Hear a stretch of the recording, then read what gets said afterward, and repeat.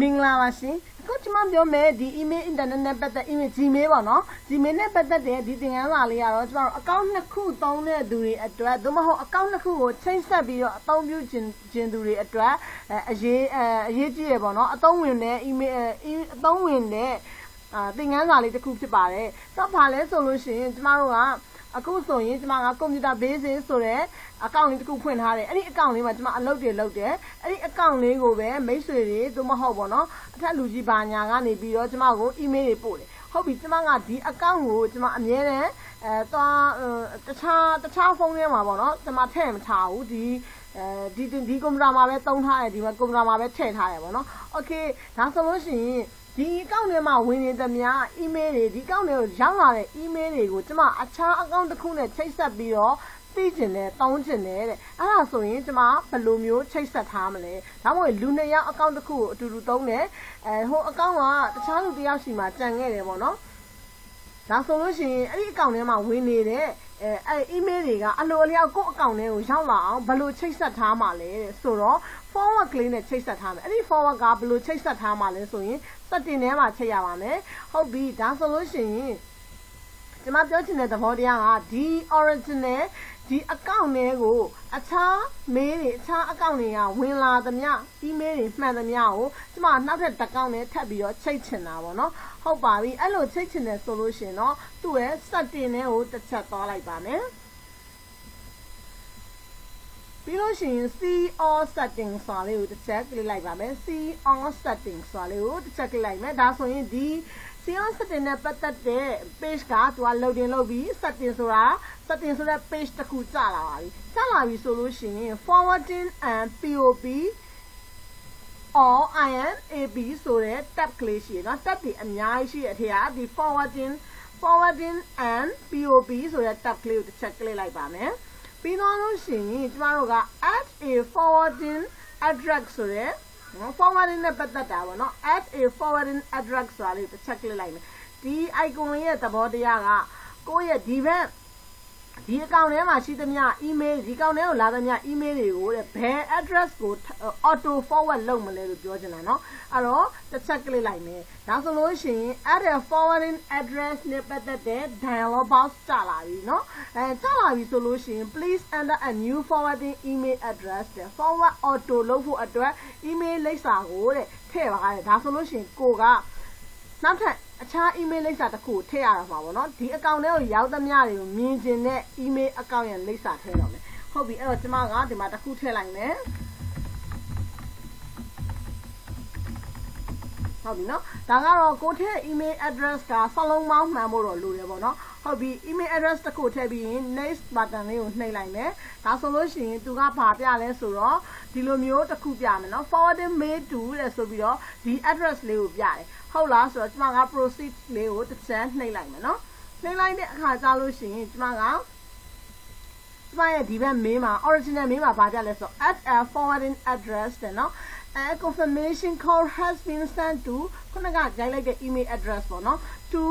verify permission နဲ့ဆိုတော့ဟုတ်ပြီအဲ့ဒီ email address မှာကျမတို့ကကုတ်နံပါတ်တစ်ခုကြားလိုက်မယ်အဲ့ဒီကုတ်နံပါတ်ကိုကျမကဒီမှာ verify လုပ်ရမယ်အသိမှတ်ပြုရမယ်ပေါ့နော်ဟုတ်ပြီဒါဆိုလို့ရှိရင်ကျမတို့ကဒီ account ကနှစ်ခုတစ်စိတ်သုံးနေတယ်ဆိုတာမျိုးကိုသူကသိချစေချင်တာပေါ့နော်ဟုတ်ပြီအဲ့ဒီတော့ကျမတို့ကဒီဘက် account ကိုပြန်သွားလိုက်မယ်။သွားလို့ရှိရင်ဒါကကျမကမြင်ချင်တဲ့ format မြင်ချင်တဲ့ဟာပေါ့နော်။ဒါဆိုရင် Gmail team ကနေကျမကိုကုတ်နံပါတ်တစ်ခုချပေးရနော်။အဲ့ဒီကုတ်နံပါတ်ကတော့ချားလို့ပြလို့တော့မရဘူးပေါ့နော်။အဲ့ချားလို့ပြလို့ရှိရင်ဒီကုတ်နံပါတ်နဲ့ချားလို့ကသုံးသွားမှာပေါ့နော်။ဒါတော့ကျမကအတီးတိုင်းသုံးနေရမဟုတ်ဘူး lesson အတွက်ပဲဆိုတော့ကျမတစ်ချက်ပြပေးရနော်ဟုတ်ပြီအဲ့တော့ကျမကဒီဟာကုတ်နံပါတ်ကလေးကျမယူလိုက်မယ်ယူပြီးသွားပြီဆိုလို့ရှိရင်ကျမကဒီဘက်မှာပေါ့နော်တကယ်မူရင်းရှိတဲ့မူလပေါ့မူလသုံးနေတဲ့ original သုံးနေတဲ့ပထမကနေဦးမှာကျမ address ထည့်ထားတဲ့ဒီ verify ကုတ်နေရမှာကျမကGmail team ကနေချပေးတဲ့ကုတ်နံပါတ်ကလေးကျမရိုက်ထည့်လိုက်မယ်သို့မဟုတ် copy ကူးထည့်မယ်ပြီးရင် verify လေးဆိုတာလေးကိုတစ်ချက်နှိပ်လိုက်ဒါဆိုလို့ရှိရင်သူကဘာလဲဆိုတော့ဒီဘက် account ထဲမှာဝင်သမျှပေါ့နော် you have verified the forwarding address ကိုဆိုပြီးတော့ကျမရဲ့ email address ထဲကိုတဲ့ forward အမြဲတမ်းရှောင်းနေတော့မှာတဲ့အဲ့လိုမျိုးပြောတယ်နော်ဟုတ်ပြီအဲ့တော့ကျမဒီမှာပြန်ပြီးတော့အားလုံးချိန်ပြီးပြီအားလုံး okay သွားပြီဆိုလို့ရှိရင်ဒီမှာ save changes ဆိုတာလေးကိုတစ်ချက်နှိပ်လိုက်ရုံပဲเนาะဟုတ်ပြီဒါဆိုရင်ဒီမှာက save changes ကိုမနှိပ်ခင်ဘာလုပ်ကြမလဲဆိုတော့ဒီမှာ disable forwarding ဆိုတာပြနေလိမ့်မယ် okay ပြီတေချာသွားပြီဆိုလို့ရှိရင်အောက်က option button လေးကိုတစ်ချက် click ပြီးတော့ forward and copy ဆိုတဲ့နေရာလေးပေါ့เนาะအဲ့နေရာလေးကိုတစ်ချက်နှိပ်လိုက်မယ်เนาะဒီလိုမျိုးoption button လေးမှာအပြာရောင်လေးဖြစ်သွားရမယ်ပြီးတော့ရင်အောက်ဆုံးမှာ save changes ဆိုတာလေးကိုတစ်ချက်နှိပ်လိုက်မယ်ဒါဆိုရင်ကျမရဲ့ဒီဘက် account လေးကိုရောက်သမျှ email တိုင်းကဟိုဘက်ပထမပေါ့နော်ကျမနဲ့ချိတ်ဆက်ထားတဲ့ account လေးကိုအလိုအလျောက်သူကရောက်သွားတော့မှာဟိုဘက် account မှာမူလ original account ထဲမှာဝင်သမျှပေါ့နော်ဝင်သမျှ email တိုင်းဘယ်သူကပို့တဲ့ email ရဲ့ဖြစ်ဖြစ်ကျမဘာမှလည်းလုပ်စရာမလိုဘူးဘာမှလည်း forward ပို့စရာမလိုပဲနဲ့ပြန်ပြီး copy ပို့စရာမလိုပဲနဲ့ပြန်ပြီးကိုနဲ့ချိတ်ဆက်ထားတဲ့ email account မှာသူကအကုန်လုံးဝင်နေတော့မှာ email တွေအကုန်ဝင်နေတော့မှာเนาะကျမကအဲ့ဒါဆိုလို့ရှိရင်နောက်ထပ် email လေး account တစ်ခုလေးနဲ့ကျမကဖတ်ပြီးတော့စမ်းပြမယ်ကျမရဲ့ဒီ email account နာမည်ကဘာလဲဆိုလို့ရှိရင် computerbasis777@gmail.com เนาะဟုတ်ပြီအဲ့ဒီတော့ကျမကအခြား account လေးတစ်ခုနဲ့ကျမကစာပို့ပြမယ်เนาะ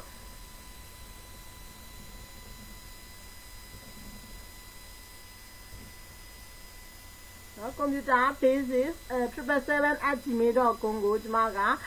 ဘာလဲဆိုတော့ CAC contact ဆိုပြီးတော့ contact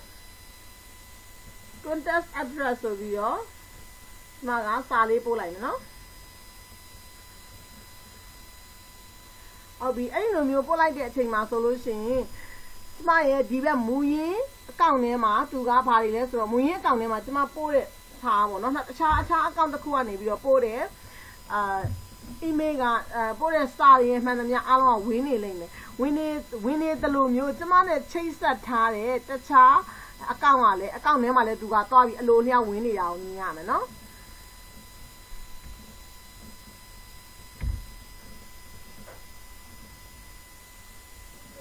ဒါကတော့ကျမကပို့နေတာပေါ့နော် loading လုပ်နေတာဖြစ်တဲ့အတွက်ကြောင့်မလို့သူကချက်ချင်းတန်းပြီးတော့မပေါ်သေးဘူးအဲ့တော့ loading လုပ်တာလေးကိုပြန်ပြီးတော့သူ့ရဲ့ page ကို refresh ဖြစ်ဖို့အတွက်ကျမ refresh လေးနှိပ်ပေးတာပေါ့နော်ဒီမှာဒါဆိုလို့ရှိရင် account တစ်ခုကနေပြီးတော့အခြား account တစ်ခုကနေကျမက contact address ဆိုပြီးတော့email တစ်ခုပို့လိုက်တယ်နော်အဲ့ဒီ email ကိုကျမဘာမှ forward တွေဘာတွေမလုပ်ရသေးဘူးဖွင့်လည်းမကြည့်ရသေးဘူးဒါပေမဲ့ကျမနဲ့ချိတ်ဆက်ထားတဲ့ account မှာလည်းသူကသွားပြီးတော့အလို auto အလျားဝင်နေတာတွေ့ရတယ်ဒါကဘာလဲဆိုလို့ရှိရင် account နှစ်ခုကိုချိတ်ဆက်ပြီးတော့ဟိုဘက် account မှာဘာပို့လဲဆိုတာကိုသုံးနေပြီပေါ့နော်အကယ်၍များကိုယ့်ရဲ့ပေါ့နော်ကိုယ့်ရဲ့ message တယောက်သို့မဟုတ်ကိုယ့်ရဲ့ heart ပေါ့နော်စိတ် heart တယောက်ကအကောင့်မှာပေါ့နော်သူ့အကောင့်ကိုဘာတွေများပို့နေလဲဘယ်သူများပို့နေလဲဆိုတာသိချင်တယ်ဆိုလို့ရှိရင်အခုလိုမျိုးချိတ်ဆက်ထားလို့ရတာပေါ့နော်ဒါပေမဲ့လည်းကုတ်ကလေးကိုတော့မှန်အောင်ရိုက်ထည့်လို့လိုပါတယ်နော်